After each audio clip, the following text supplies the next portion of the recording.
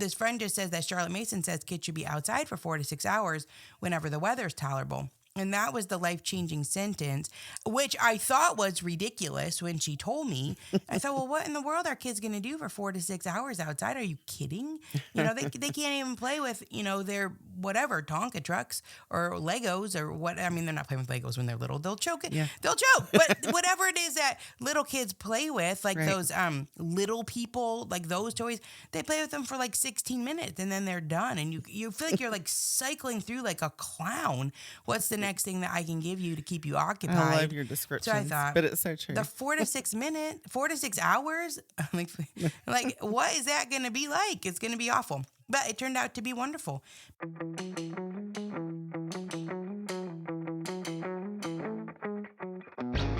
From the Florida Parent Educators Association, home of the largest homeschool convention in America, this is the Not by the Book podcast. I'm your host, FPEA Chairman Suzanne Nunn, and together we will hear from guests who share their journey to who and where they are today. Each one of them at some point left the expected path, ripped the page out of the book that says you have to do it like this, and made their own way. I hope these conversations inspire you as much as they do me. Today I have a super encouraging conversation with Ginny Yurich, founder of 1,000 Hours Outside. We talk about her own personal journey to finding 1,000 hours outside and homeschooling, as she was simply trying to figure out being a mom of multiple young children who were also close in age. This part of the story is actually a recap, and you can listen to the very first episode of Not by the Book if you want to hear more of that story. But today we go further. We talk about how we continue to grow and learn and embrace that.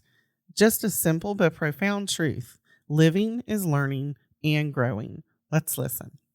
I got 2 younger brothers that I adore. They're fairly close in age. I've got one that's under 2 years younger, and then one that's 5 years younger. And so the one that's under 2 years younger, I spent a lot of time with. We're just a couple grades apart in school, and so just got these cool brothers, and grew up going to a kind of strict-ish Baptist church, but learned the word there. And, for part of the time, my grandma, who I'm named after, my grandma Virginia, was my Sunday school teacher. So, that's where I got a basis in God's word and a really solid one. We did this program called Bible quizzing. Like I could quote like you the whole book of John at one point, and that's really been helpful. It's been so helpful for me in my adult life. So, grew up doing that and playing the piano. I played the piano since I was 4 years old. So did that at a pretty high level. I went to the University of Michigan School of Music and took lessons from the head of the piano department there for a bit of time when I was in high school. So I did that, loved to read, was pretty good at school. And I would say all in all, just kind of a fairly typical, I played a lot outside, even though it wasn't like, for any particular reason. It's just like there wasn't as much TV, Suzanne. You know how that was. It was like TV was only on at certain times, and so you filled your time with other stuff that was real life. So like I said, a lot of reading, schoolwork, friends, and being outdoors, riding my bike and shooting on the basketball hoop in the driveway and shoveling snow. That's so fun. That's a big part of your life when you live in Michigan. We used to do a lot of we called it 7-Up, a little tennis ball with the game against the wall. We spent hours and hours doing that. Yes, I remember that. Yeah, like where in the world? Oh, I remember that in school. Yeah. 7-Up. You'd put your head on the desk. I don't know. I don't think you ever played it outside. We played Foursquare outside. Foursquare, and I loved playing with roly-polies. Did you ever play with roly-polies? Yeah, they were the best. Absolutely. Like they were the most unique and interesting. That and the daddy long legs stick bugs. Those and there's so much out there for kids. Yeah, you explore a lot when you're left bored, right? There just felt like there was more time. That it was like Definitely. less. We did piano in church, and that was it pretty much. And then there was just a lot of extra time.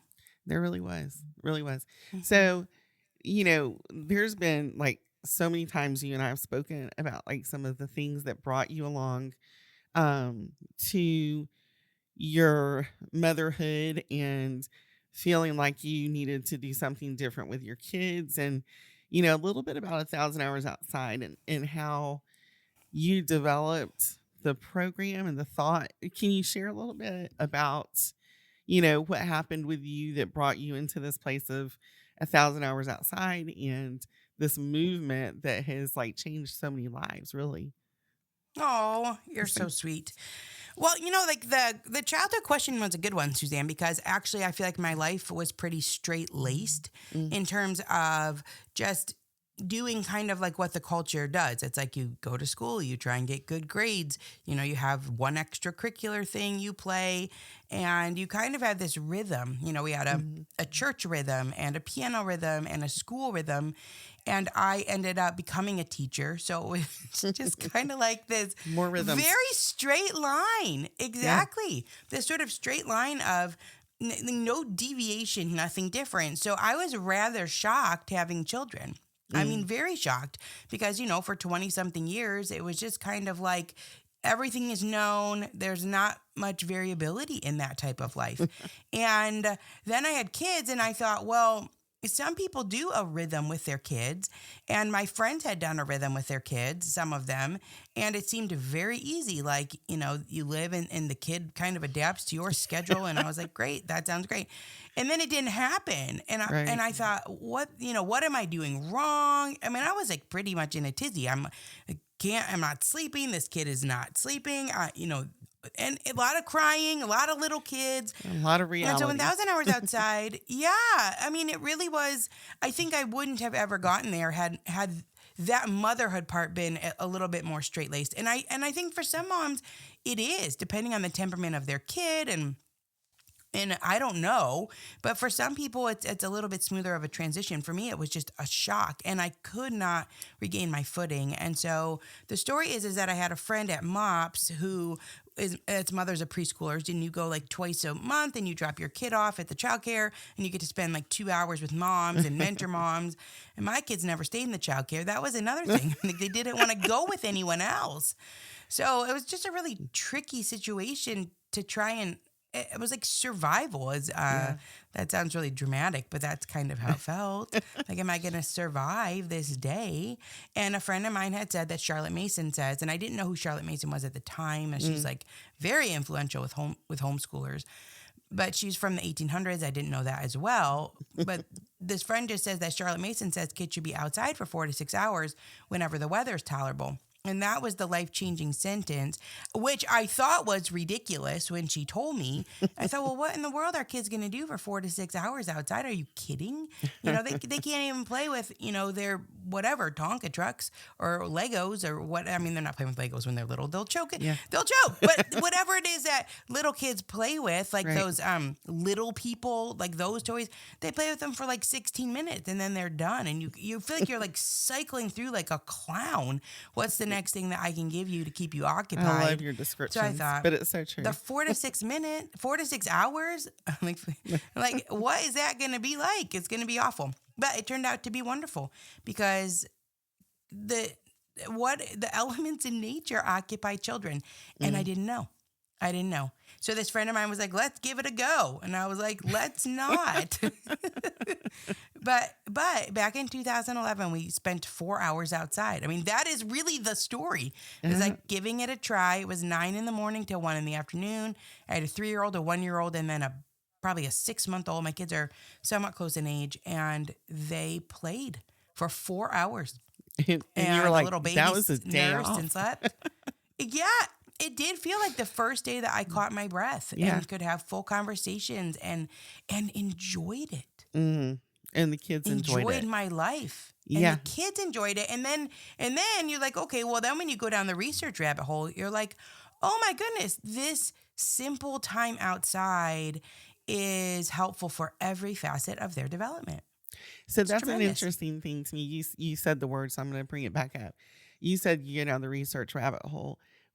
At what point did you actually start researching what was happening with your life and not just Yeah, enjoying. pretty soon, Okay. because I thought, okay, I had a good day as a mom. I've never had a good day as a mom, so let's keep up with this. And I think the friend that I was with felt similarly. Mm-hmm. And so we both started to prioritize a couple longer days in nature a week together. We invited some other families.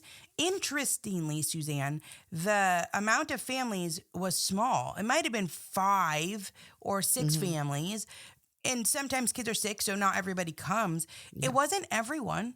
Not everyone was on board, but Mm-hmm. just to have a few other families, 3 or 4 families that show up, and there's just kids of different ages, it was tremendous. So we both prioritized that within a small little group of friends, and very quickly I noticed that our kids were thriving. So they were getting sick less, they were eating better, they were sleeping better, they were playing better, they were getting along better.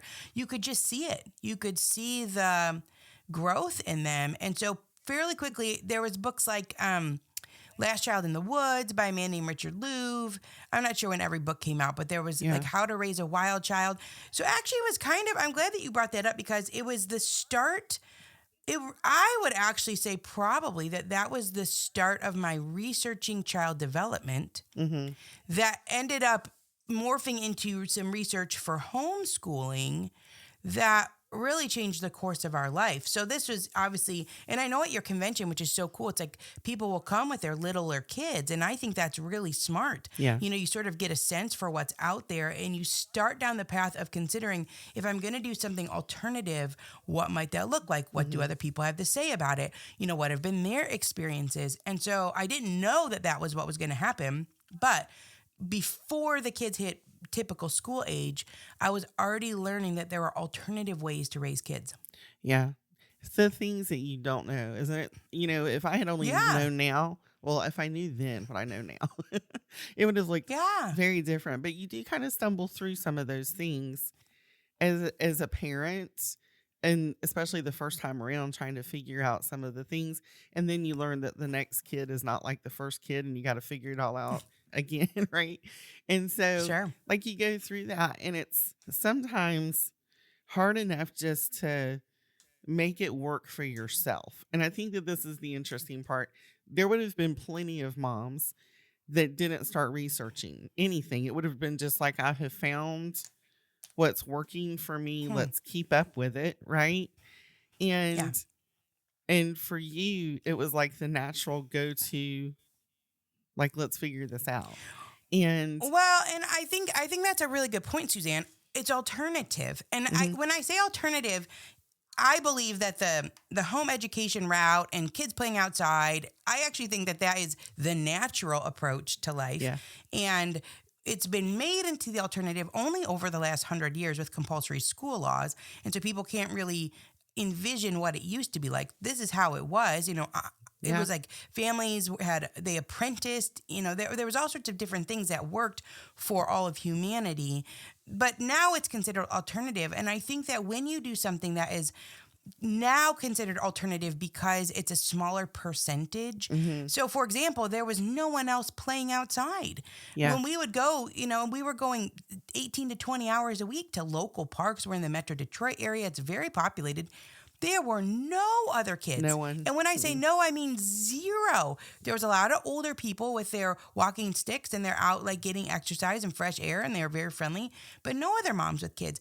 So this also was an alternative approach toward early childhood, where it wasn't like, okay, we didn't do the typical preschool. We didn't do a bunch of the typical mommy and me taught type classes, so that we could have this extended period of time outside. And I think when you do something like home education that is wonderful, but still, it's 5 or 6% of kids, you might know better. It's a lot. It's growing. Yeah, but it's grown a lot. It's still fringe in percentage wise. I think that having those books help you keep your resolve. Well, and I think that another key element for you would have been, like me, is you were in education and you were seeing already the things that don't work. That was one of the big tickets for me. I was in education. I'd gone to school. I'd gone to college. I was teaching, doing everything I was supposed to do, and seeing it all not work out, And for me, it wasn't Yeah. working out for my kids, my own personal children, while I was trying to teach other children. And that's where I clashed in my own head with, what am I doing, pouring so much into helping other kids be successful, and mine are over here floundering, right? So you do start to look at what's going on and what's happening and what works and Yeah. what doesn't, and you step off of the main track that everybody's on, like you said, and you choose the alternative. And then you deal with people thinking you really are crazy because, what are you doing? Sure. So, Sure. but your research led you down an amazing pathway, I think, for you and for other people. So, just kind of like, where was the crossover from you've done a lot of research and you're living this way with your kids to starting this movement that you started with 1,000 hours outside? We were about 2 years into spending all that time outside. So we started in 2011. It was September in 2011 when we first did this 4-hour park day that changed the course of my motherhood and then ultimately the course of our family. And that's all we were doing. We were just playing outside. And for 2 years we did that because our oldest was 3. So, I mean, we're still in those early childhood years. And we had this rhythm for 2 years where 2 to 3 days a week, get together with a small group of friends. We try and be outside for a large chunk of time. And I am not kidding when I say we did not run into another child. And that is when I started down this research rabbit hole. And there really are, I mean, stacks and stacks of books that point to the value of simple child-led play. And that to me is a win-win because if you feel like you're drowning as a parent, the pressure is off and the things that the child brings to the table help with their development, but then it helps your parenting life be easier because you're not having to control everything. So it was 2 years in, that would have been 2013. That was when blogs were pretty big. I think a lot of moms had blogs at that point. And so I thought, this changed my life so dramatically. I was not enjoying being a mother, and it completely changed my mothering experience, but then my kids are really growing and there's all of these books because even my friends, the ones that weren't kind of joining in thought it was odd. People were like, what are you doing? And there was no other kids out there, so no one else was doing this. So I thought I'm going to write about it. The number comes from a mix of that Charlotte Mason number, 4 to 6 hours a day out, 4 to 6 hours outside whenever the weather's tolerable, which is always a funny conversation, Michigan to Florida. I know people listening from all over the place, but those are different. It's just completely different. When is the weather tolerable? And you adjust to that. And then there's a book called Balanced and Barefoot by Angela Hanscom, who's become a dear friend of mine. She developed this program called Timber Nook. But in her book, she's a pediatric occupational therapist, and she says that about 3 hours a day for kids on average is what they need for optimal development. They need 3 hours a day outside for all ages, babies to teens, all of them. Amazing? And probably, as adults, it's like we would really benefit. That's a lot of time. And people sometimes are shocked, Suzanne. But if you think back to our childhoods, which is why I think it's so cool that you started with that question, we were outside naturally, like you said, playing with the roly-polies because less of the time was eaten up by screens and extracurriculars and homework and that type of thing. So this is actually, it might seem alternative, but once again, it's another thing that's historically normal. Up until probably the mid 90s or early 2000s, kids were outside for hours a day after school and recess and walking to school and all those types of things. And now the average is 4 to 7 minutes a day. That's insane. And, you think about it and it's true. When we were kids, the way that things worked out, we did so much time because we had more time. And, when I first was introduced to you and your, thoughts and writing about 1,000 hours outside, I was like, I want to spend 1,000. Like, I want to do that because, as the parent, you reminisce a little bit about what it was like to have the freedom to just be outside and to just do the things. And, you go outside and as an adult now and you're stretching yourself to spend that kind of time outside, doing something that's not distracting, doing something that's just giving, like just feeding into your soul. Not, I took my work outside, not I took my phone outside or whatever, But I think it just kind of became a challenge in my mind even to look at our lives as a different from a different perspective, not just for the kids, so I think that you ran into this with a lot of moms that, you have impacted. But, I think that it wasn't just for the kids.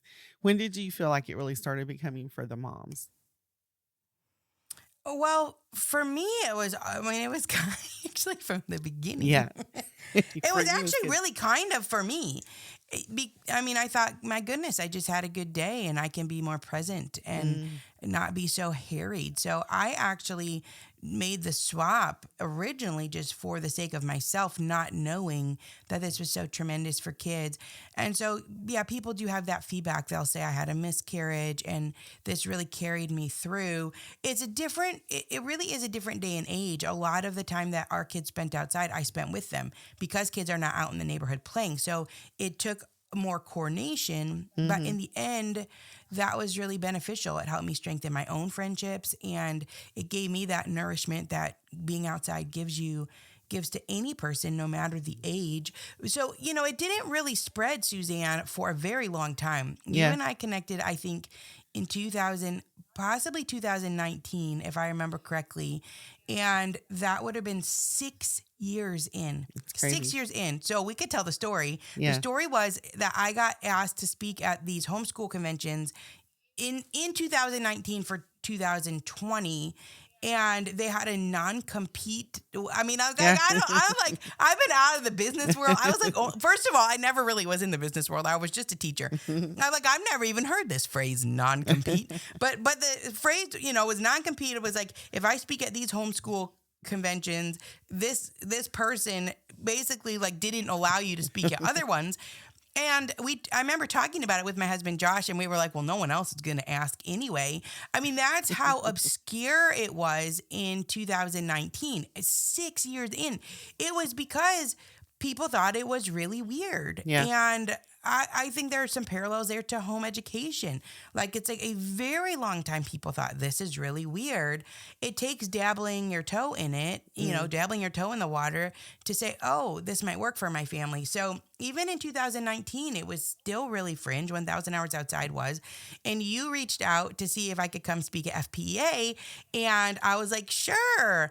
And I think it was like a week or two before we had signed this non-compete. And then I went back and I was like, wait a minute, And so then it didn't work out, but it would have been 2020 anyway. Yeah. So that was actually kind of an interesting thing. Yeah. And then we sort of moved away from anyone who doesn't allow you to speak at other conventions because we were like, maybe that's not the best thing for home education. So so then we ended up being able to be a part of FPEA, but that's a long time, Suzanne. Mm-hmm. It took a little while, for sure. For sure. Yeah. Almost a decade. I think I started speaking then regularly it would have been 2021. So really that was 10 years into the experience, 8 years into the writing part and sort of building a movement. It's a long time. Yeah. It took a little while. What I think is more interesting to me sometimes now, knowing you since we did finally meet, and that became such an interesting and wonderful part of my life. I love it. But excuse me, one of the things that's been really cool to me is to see that you didn't stop with 1,000 Hours Outside. So that's one of the things that I kind of want to focus in on today, because as you did more research and as you did more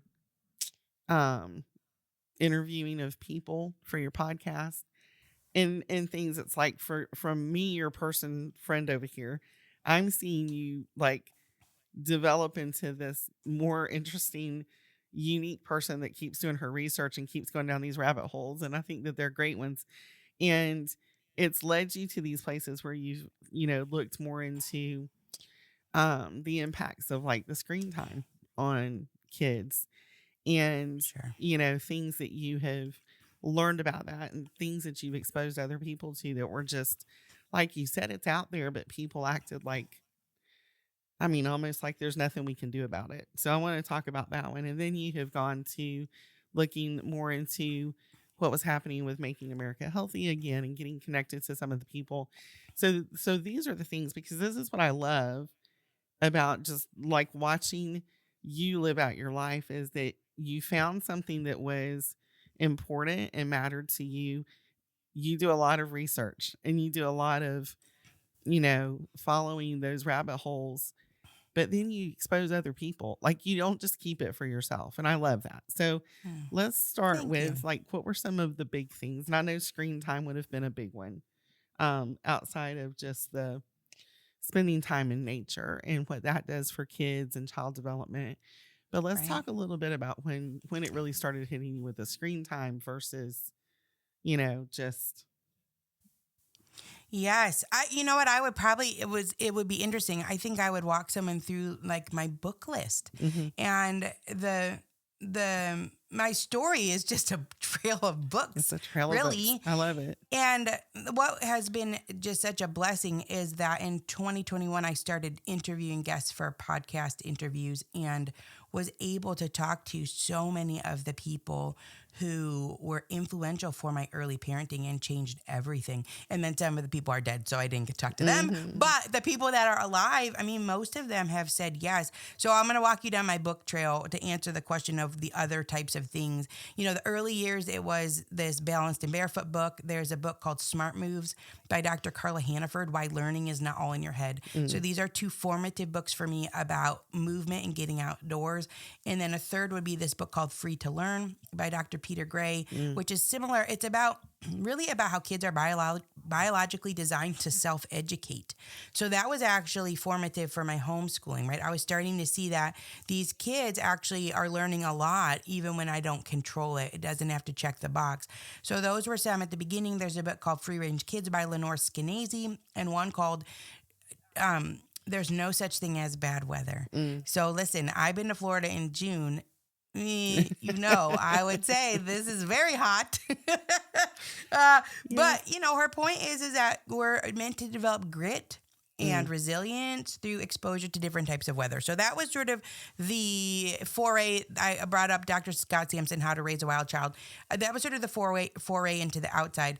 The screen book for me is a phenomenal book that I think every parent should read. Is by Dr. Nicholas Kardaris. It's called Glow Kids.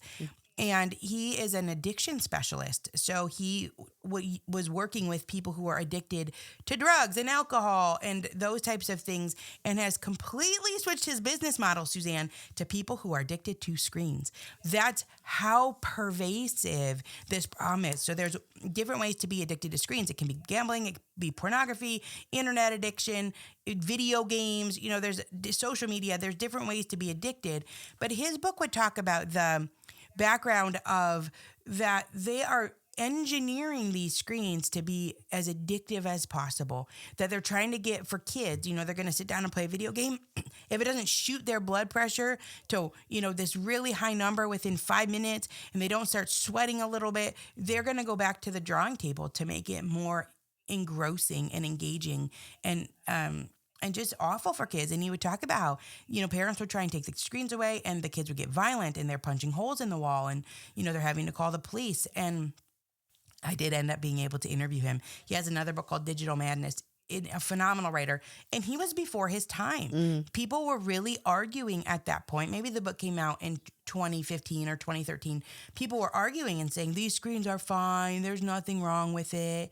He was like, no, actually, there's a lot wrong. And then over the years, it's like even talking about how close they are to the face and what that does for eyesight and doing schoolwork, trying to read textbook on a screen.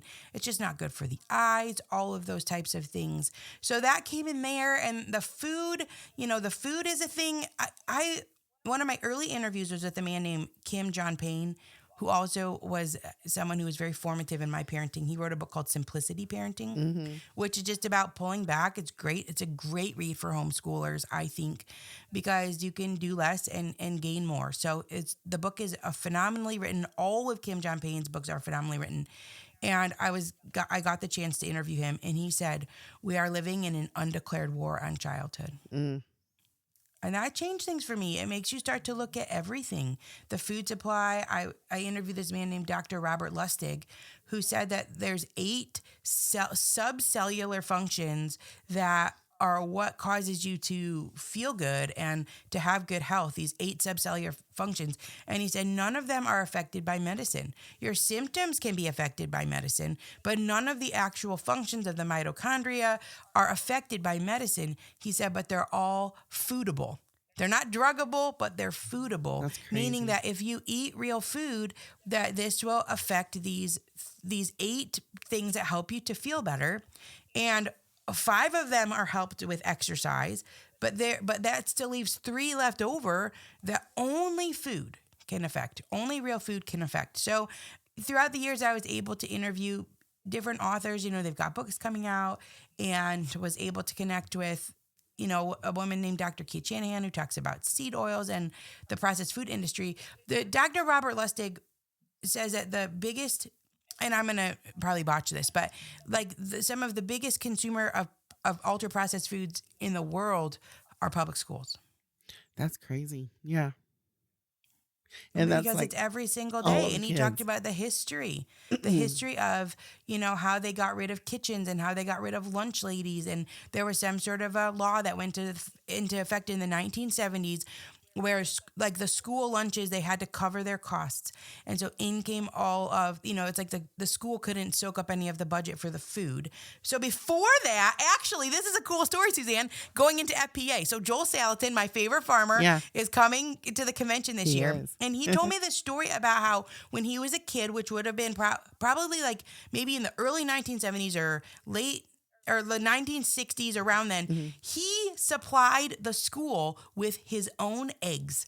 And he would bring them into the lunch ladies, and they would cook his eggs from his farm and feed them to the students. That's and so crazy. in the early 1970s, Dr. Robert Lustig said there was some new bill or act or something, and it was like, well, the schools have to make sure that they cover all their costs. The lunch has to basically pay for itself through whatever the kids pay or whatever. So they switched to this ultra processed foods because the lunch ladies were what made everything expensive. And so in time, they got rid of the kitchens completely. They turned those into classrooms. And now all of these schools, they have no other option but to bring in these foods and heat them up. And that's what's there. That's crazy. But, and the impact it's having on our nation, but not just the nation, like the world. Now, I will say this. When you go down some of these rabbit holes, it's very interesting to see how messed up we have it in America compared to some of the other nations, especially with some of the food additives and the processed foods. That's something that doesn't take a whole lot of research to hit that. You start realizing this is outlawed in this country and that country, and what's going on? Why is it not an issue here in America? And so again, I think with you take in a lot of information. You consume more information through reading than a lot of people I know, which is fantastic because then you give it to us in a more manageable way through your podcast. But where do you find yourself sometimes with bringing all of this knowledge into your world, and how does it? Where do you choose things? Because there will be people that will say that's really overwhelming. It's just enough for me to homeschool my kids, or, it's enough for me to worry about whatever. Now, if I have to start baking bread or finding real food somewhere, how do you talk to the people that ask you those questions about just being overwhelmed with getting a part of it done? How do you suggest for them to implement those things? Because all of us have those challenges at some of the points in our life, right? And all of us who have implemented something new know it takes work. But how do you encourage people to do that? Because a lot of the information that you give is so not, what's the word I'm looking for? It's not anti-culture, but it's not the culture that we're being fed is the norm, right? You're giving us information. You're an outlier. You're an outlier. So now you've got to implement things as an outlier, right? So how do you help people kind of navigate that? Well, this might sound like a silly answer because it's it is one more thing, but I do believe that having a little bit of reading on the side really can help to increase your resolve, because to your point, when you do something that's countercultural, the voices that are screaming at you are the ones that are not really how you want to live. And so it's so easy to forget. It's so easy to forget that, oh, maybe I want to make a real food choice today. Or like for me personally, one of the biggest things that's changed, and since 1,000 Hours Outside started, I think screens have become so much more pervasive, is that, I'm losing my hobbies a little bit, and when you have little kids, you got no hobbies. I totally get that. But they hit a stage, and it might not be till your youngest is 8 years old or something like that, where you start to have a little bit more free time and you think, well, how am I going to use this? And so for me, I've had a lot of thoughts of, I'm back to playing the piano. I'm actually doing a piano competition this month. I haven't done anything like that since I was a kid. My kids are playing. Well, there was an adult division. I'm like, I'm going to try it, really, but cool. I'm super nervous and I have to memorize my song. And I was nervous about memorizing my song until I read this book by Dr. Majid Fatuhi called The Invincible Brain, where he said even 45 minutes of memory work, you can start to see micro changes in the brain. So that gave me a lot of confidence. Yeah. That I can start to make these changes. And it's these books that have really helped me stay the course, because it's so easy to forget. It's so easy to forget why you're home educating. It's so easy to forget why you might choose to bake the bread with your kids and sometimes instead of buying it from the store. And when you are reminded of these things, sometimes you're also reminded that this is not really as hard as the processed food industry has made it seem like. They did a ton of advertising to make it seem like the best way is to be able to just put something in the microwave your Swanson dinner, and then you can go sit with your family around the television with your TV trays. Yeah. There's so much money that went into these marketing campaigns that would make you forget, what? I can make a loaf of bread with 4 ingredients. And my kid really likes to play with the dough. And it smells really good in all of the stages. And it really doesn't take all that much time. Most of it is just rising. And then I think you make small steps, and you can make another small step. Because you could say, okay, there are people that grind their own flour. You're like, well, you're not going to get to the grind your flour stage without a couple stages before. Yeah. So you make these small steps. So as far as reading goes, because I think a lot of people in this day and age would say, look, I don't have time to read. But if you read one chapter of a book a day, that means that you're going to read a book every 2 weeks, maybe even slightly more. You're going to read a book every 2 weeks, and that's 25 books in the year, or more. That's a lot, Suzanne. It is. That's a lot of people who have come before you that are like, hoorah, you can do this. Here's some ideas. Here's some things to consider. Here's something for your brain to think about, something for you to have a conversation about. 25 books in a year. That would change your life. I would say that. I've read a lot of books over the years. I've actually read 50 books already this year. So I'm obviously reading more than that. It's part of my job. But the foundational books for me and our philosophy on home education, and, we're at the tail end of it with our oldest, there's less than 25 books probably that I would say are this canon for me. Sarah Mackenzie's would be one, Read Aloud Family, phenomenal book. That changed the course of our family. It's so exciting that she's coming to FPEA. We've actually never met in person. I adore her. I think her material is phenomenal. It's just a little, you can really use that read aloud time to help your kids gain a lot of advantages in life, even though it seems so simple. But my canon of books that I sit on top of that have made me into the person I am and have sculpted our family is probably 25 or less. There's other books I've read that have been interesting. Very cool. Yeah. For sure. But that's a lot of books if you could commit to one chapter a day. And I think even if you have a baby and a toddler, that you can commit to one chapter a day. Yeah. That's even hiding in the bathroom with somebody knocking on the door, right? You can. Sure. Or it's saying I turn my phone off at 8:00 and, I'm going to commit 20 minutes of reading time. The books that changed me for homeschooling were the John Holt ones. Now, he's not alive anymore, but that actually is part of my entrepreneurship journey too, where he said kids should basically be exposed to the adult world and the adult world of work as they grow up, little by little, more and more. And that wasn't a part of my home education at all. I'd never even considered that. So that was actually a big impetus for me to do more with 1,000 hours outside, because it was a vehicle that I would be able to do that with our kids. So, I mean, I contribute every bit of my success, obviously, to God. And then number 2 would be to reading. And we'll be right back. What if this summer did more than just fill your teens' time? What if it played a foundational role in who they're becoming? At Excel Summer Leadership Camp, students step into a transformational adventure experience designed to help them discover their calling, discern what truly matters, and learn how to live it out with wisdom and courage.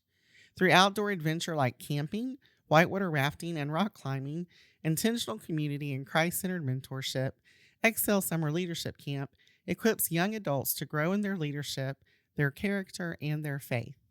Right now, you can get $100 off your next camp session with code FPEA 2026. Learn more and apply today at theexcelcamp.org. And now, back to the show. But it's really inspiring. And I think there was a conversation that you and I had even a few years ago where I was like, how do you read so many books? Like, I was impressed because I read, but not that many. And you said something to me, I think at that point, about reading three chapters a day. And yeah, that's I 75 books in a year. And it really did change like what I was reading and how I was reading. And, and I think too, for me, I got off of there are certain books that I will only read by actually reading the real book and for certain purposes. But, I really learned to appreciate Audible. And I never had really thought. They're fantastic. Yeah, I had never really thought that I would enjoy taking books in that manner, because there's some, like I said, still, most of the ones that I will read for that purpose are usually a little bit more of the for fun books, because if I miss something, I'm not missing anything big. And I usually listen to it when I'm riding in the car, so I can't write notes. I think that's wonderful if you're able to do that, because the other thing is that that's what helps you to increase your vocabulary. Yeah. If you don't hear the word, then you don't know how it's spoken. And so then, it's harder for it to fit into your vocabulary. So one of our kids the other day, we were out and she goes, "What's a pedestrian?" And I was like, "It's pronounced pedestrian." What's pedestrian walking? And I was like, "Oh, that's a word that she hadn't actually heard out loud." Yeah. And so that goes back to Sarah McKenzie Read Aloud family, but also these audiobooks, which I think are fantastic. Yeah. There is a whole, and I'm not saying like you're going to read 25 books a year. I would say, yes, sprinkle in some fiction, enjoy it. Mm-hmm. Those are the types of things that connect us to our humanity. They make us feel deep things. I love this book by Shaun of the South called Will the Circle Be Unbroken? It's a memoir. I mean, it's one of my favorite. He is one of my favorite And authors. I love listening to him read because he reads his books. Yeah. So I love hearing him. But, it's just really interesting to me, just the way that the little things, seemingly little things, can bring about some huge impacts, in people's lives over time. Right? Yeah. It's over time. And sometimes it's over a long period of time. And I think that that's one of the things that, one of the things that's inspiring to me a lot of the time, in the work that I do, it's funny because, you'll see a lot of repeats. You'll see things on repeat. The books that people suggest that were you have to read this book if you're going to homeschool or whatever it is.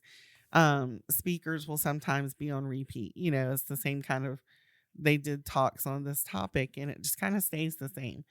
And I think that that's one of the things for me that in watching you and in talking to you is that you live all of that out loud. Like other people will keep some of their growth and their changes as they're growing more to themselves. They don't just put it all out there for the world.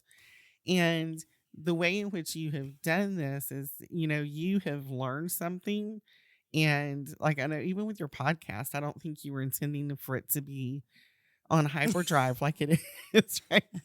Right? No. But as you started reading books and you found this vehicle for like transforming lives with this information that you share, Like, it's incredible, and you've upped your ante a little bit, but everyone else is really benefiting from that. And I think that the encouraging thing that I'm trying to say here in a long way is that you take the things that you are doing still, and you keep growing, and you live out loud for us in a very real way, that you don't stop growing.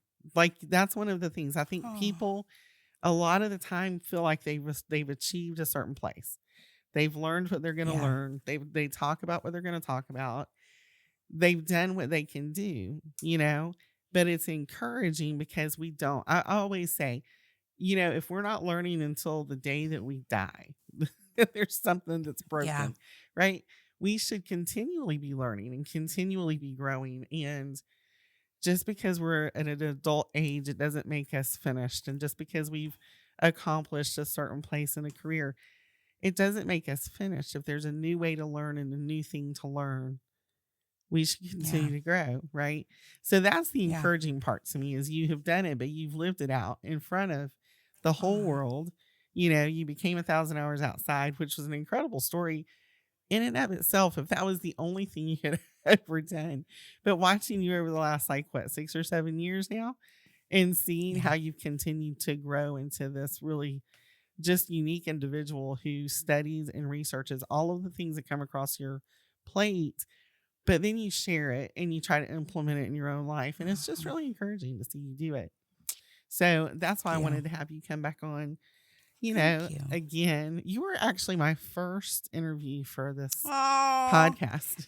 I love that. I love that. My first interview was a man named Dr. Chris Winter, this is the only reason I started a podcast, was he Mhm. reached out and he said, I'm launching a book, and can you help me launch it on your podcast? And I was like, I'd recorded a couple episodes like a couple years before, but just on my own. Yeah. I'd never done that before. And I had like dropped it because it was hard to keep up with. And I thought, I do have one technically, but not really. I've never interviewed anyone. So that is a big deal. He came back on for, I think, my 500th.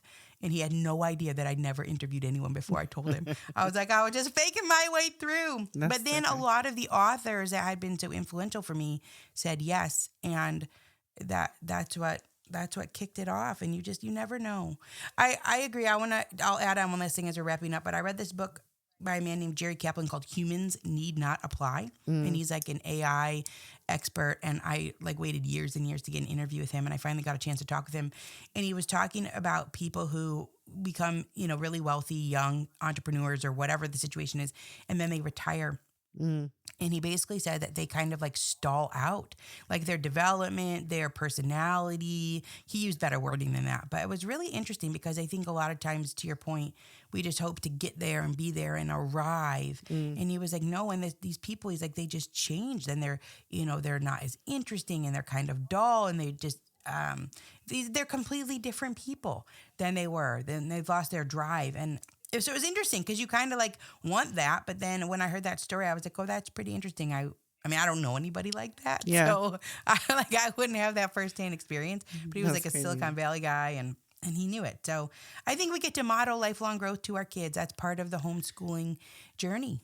Yeah. And I believe that that's actually very true. And I think that it's one of the greatest things that we can teach our kids as we Yeah. homeschool them, is that, there are places in life that we just don't arrive. I mean, we're always continually growing, always continually trying to be better at what we're doing. And, whether that's in relationships or learning or whatever it is, it's a lifelong journey, and you're here Yeah. for that. Right.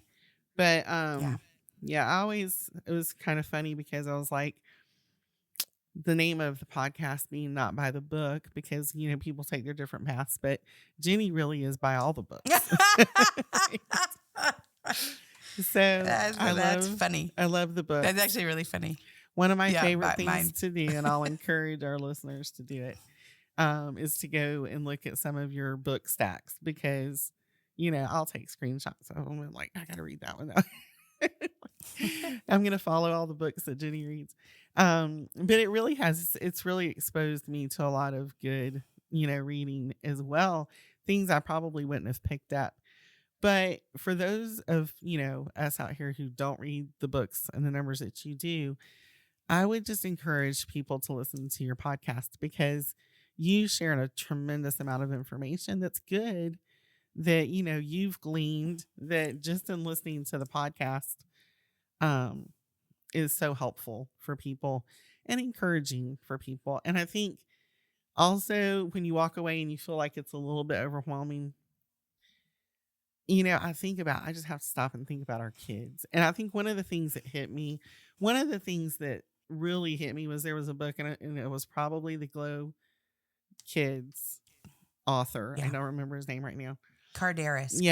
Nicholas. Who talked about the kids who were like college age that couldn't visualize anything. And their brains, it was like they had lost their ability to imagine what they were reading and things like that. And I was like, man, do we understand what we're taking away from our kids?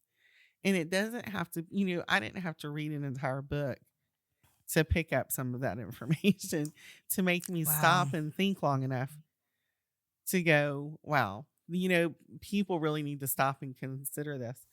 But, that's why I just encourage, there's so much benefit to just listening to your podcast. And so I really hope that people will pick that up and do that as well. But, thank you. So what do you leave us with? What are you really engaged in right now that is like, are you on the cusp of some great other adventure that we're about to that we don't know about yet? Yes. It would be my piano competition that is so cool. in February, where I'm going to be playing one song, I'll Fly Away, and it's 4 pages. And I am nervous about having it memorized. It has to be completely memorized. And it's a bit of growth for me. And to step back into things that I love, but it's so easy, especially as a homeschool mom, to kind of let it go. And I think there's a season for that too. Yeah. But to say, can I pick back up the things that make me feel alive when I have time instead? I think that we're really in a day and age. John Acuff says our time is our most valuable resource, but it's also our most vulnerable. And I think that that's absolutely the truth. Is how. I think this is a day and age of how are we using our time, and especially as the screens just become more and more pervasive. So for me, it's really trying to prioritize anything that's hands-on. We're playing Clue, or whether we're, doing music, or we're outside hiking, or we're reading novels. I mean, I didn't read novels. That was a thing that I added in my life more recently. Mm. And there's a lot of research about that too, about how it adds empathy and that type of thing. But like, I was only reading books to learn. Novels felt like a frivolous waste of time, but I don't think that they are. There's research to back that I can't quote to you, because I never really talk about that. But that's where I'm at in my life, which is thinking about how are we spending our time, and trying to be more in the driver's seat of that. I interviewed a man who said these algorithms are affecting everything. They're affecting what people read. They're affecting what people buy. They're affecting who you date. I mean, they really are, in some ways, taking the control panel of our lives. And so it's about sort of being sovereign and free. Also learning a little bit more about family economy. That's something that this man, Rory Groves, wrote a book about. That was really intriguing to me. Like this is another odd, different thing, like home education. I'm rambling. But this is something that we've thought a lot about. If you're going back in time, it's like, well, people used to have economies within their family. And he doesn't call it a family business. He calls it a family economy, because what happens is you have these kids and they may not fit right in the cog of the machine. They may have some sort of different artistic ability or something. But he's like, there's always a way to integrate them into what you're doing, and then your economy grows. And so we're not always like starting over, or, that type of, and you've done that with your own kids. It's like you've given them these opportunities, and they're up speaking and singing and big part in the convention and beyond, throughout the year. So, I see that with your family. Your grandkids are there. I mean, you are paving the way for your actual family to have these different experiences. And so that's something I've been learning about too, because I think that's counterculture. Like mostly it's just individualistic. Yeah, very true. It's very individualistic. But, I think that there's a lot of the things that you talk about in your podcast and a lot of the people that we hear on other podcasts, right? The way that we're turning back to so many things in our culture and our society that does point more back to our homes and our families and what we're doing with our time. I mean, really, this is the first time in my lifetime that you've seen so many people make a deliberate turn back to something, to go like to giving up the screens and going back to nature and giving Crochet. up and just, kids. And my granddaughter had her 15th birthday party here at our house a couple of nights ago, and her friends that brought her gifts. It was really funny because multiple had crocheted gifts for her and brought them to her. And I was like, this is the coolest thing. I love that. It's the coolest thing. That. Yeah. And so even just like, handmade gifts and homemade gifts, even amongst teenagers at this point, it's just, it's incredible they to know. see. They do. Yeah, they have such wisdom. There's a book by Kelly Lambert called Lifting Depression. And she says that when you use your hands not to swipe, but to actually create, or to plant, that it helps you to lift depression. It stimulates the brain in different ways. We're meant to. Anxiety. I was reading something about that, and just how doing the like embroidery and these other things, they're kind of really promoting this now to help people who deal with anxiety. And I'm just like, absolutely. Think of all of the natural things that our parents and grandparents had and did in their lives that addressed the things that we like stumble across all the time, today. In our culture. Yeah, even just hanging your laundry out on the line. Like you're out in the sun, maybe you're talking to a neighbor. Yeah. I mean, all those types of things. So I think it's a turn back toward the parts of life that worked because they were in a line with being human. Yeah. And it's about protecting that from excessive screen use and excessive digital time. Yeah, absolutely. Well, thank you so much. Give me a word of wisdom for everybody. Favorite quote. Okay, come to the FPEA convention. That's my top word. Get your tickets soon because it always sells out.